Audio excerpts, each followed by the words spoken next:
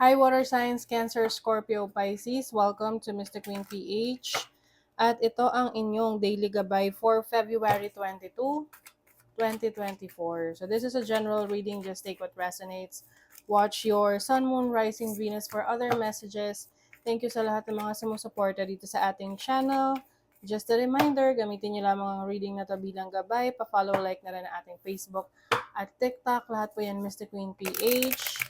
And please like, share, subscribe. Turn on post notifications para lagi kayong updated sa ating mga readings. And please check out my Shopee.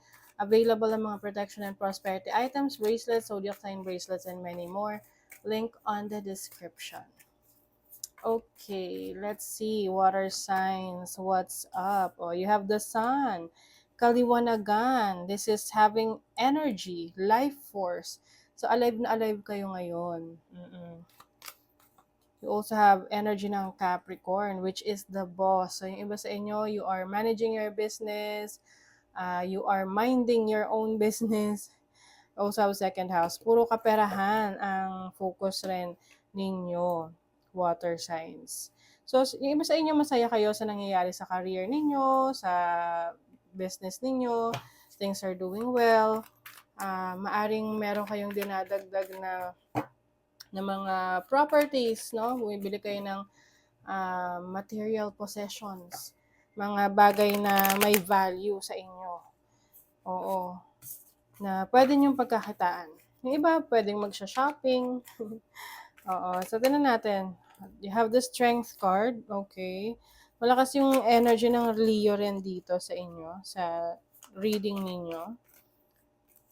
You have the Seven of Cups. Okay, may medyo confused dito. Yung iba sa inyo, pwedeng meron kayong sitwasyon ngayon, can be a relationship na nagsa-struggle, pwedeng may power play, power struggle, ganyan. Na kung sino yung mas magaling, sino yung mas dapat in charge sa relationship na to. Mahirap kasi kapag ang karelasyon mo is kapareho mo rin na malakas yung personality, very strong personality. So at this point, maaring may confusion na sa inyo, no? Hindi na kayo sure about this connection, or pwede rin namang di relationship to, yung iba pwedeng sa career ninyo na medyo nagiging tight na or stricto na sa trabaho. Na feeling mo wala nang, hindi ka na nabibigyan ng value sa trabaho mo, kaya parang hindi ka napapansin, no? Yung mga ideas mo hindi napapansin. Kaya parang feeling mo, kailangan ko ba talaga tong trabaho na to? Magiging masaya ba yung life mo dyan moving forward? But I think you are really trying your best. Nag-iisip ka ng mga dahilan para magstay sa sitwasyon na yan eh. Parang kinukumbinsi mo yung sarili mo na, hindi, kailangan ko to. Ganon. Tignan natin sa money, career, finances. You have the Hanged Man, the Knave of Coins, and the Six of Coins. Meron ditong nakabitin. Oo, yung tipong may paghihintay. Tapos, itong Knave of Coins is medyo slow moving, no? Pagdating sa career, sa trabaho, feeling mo hindi nagiging mabilis yung progress mo, medyo mabagal. It's been so many years na nung nandyan ka sa career mo at maliit lang yung in-increase ng sahod mo, or hindi ka nabibigyan masyado ng opportunities. Oo. But I think kailangan mo lang munang bigyan ng chance pa yan, no? Kasi eventually, you will get what you deserve. With the Six of Coins. And pag ganyan kasi, kailangan open ka rin sa sa iyong boss, sa management, para at least, 'di ba, alam nila yung situation. And you can also i-demand mo rin yan na kailan nyo ba ako ipopromote. Lalo na kung alam mo sa sarili mo na maraming dahilan para i-promote ka nila. Yung iba, nagsisimula pa lang naman sa trabaho.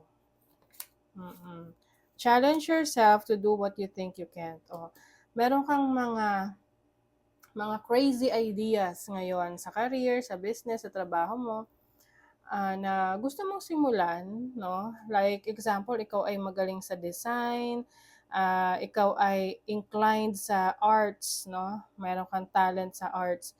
So you can use your artistic side to create money, no?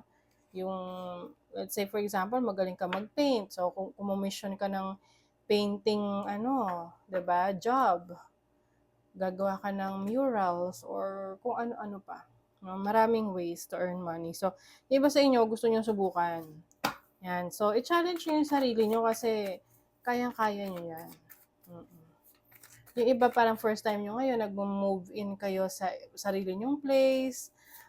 Aring umalis kayo sa poder ng family ninyo para to live on your own. So, you're becoming more independent. Sa love naman, the hermit, the fool. Okay. Sobrang major happenings to sa inyo ha, sa relationship, sa love life. Yung iba may nag-end na relationship kasi na-realize mo na hindi pala siya para sa'yo. And ngayon, you are open to exploring other opportunities in love. Lalo na kung matagal kang nabakante, nabakante talaga. Yung tipong galing ka sa isang failed relationship, and then nagpahinga ka muna, nanahimik ka muna, and then ngayon nare-realize mo na kailangan mo ng, you know, lumabas.